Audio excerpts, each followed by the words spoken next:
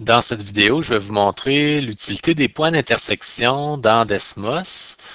Premièrement, bon, si je commence avec deux droites, y égale à 3x, par exemple, plus 6, et j'en trace une autre, y égale à moins 4x, moins 4x, tout simplement.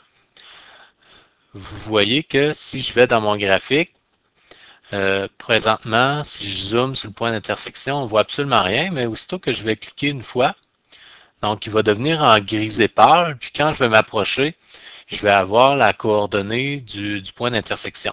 Si je veux toujours le voir, par exemple, je vais recliquer une deuxième fois, et là, à ce moment-là, il va toujours être visible, peu importe que je rajoute une droite, bon, y égale à 2, par exemple.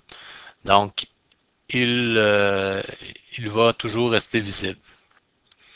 Vous avez peut-être remarqué aussi que, bon, je peux aller chercher les points d'intersection de plusieurs droites. Et vous voyez que j'ai un curseur ici. Donc, si je déplace ma droite, donc les coordonnées des points d'intersection vont aussi se déplacer. Donc, c'est valable dans toutes les fonctions. Par exemple, si je prends quelque chose de plus complexe, 4 y égale 4 sin x, et que je trace y égale à 4, par exemple. Donc, j'ai mes coordonnées des points d'intersection.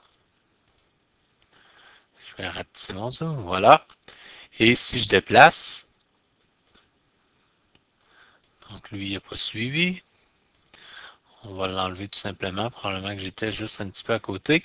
Donc, vous voyez que ça se suit comme ça. Si je laisse cela et que je rentre un A ici comme curseur, donc quand ma fonction sinus va traverser ma droite, donc aux endroits où je vais avoir indiqué, je vais pouvoir voir mes points d'intersection. Donc, ça peut être pratique pour résoudre des systèmes d'équations, entre autres. Donc, je vous laisse explorer cela et les points d'intersection. Donc, c'est assez pratique dans Desmos.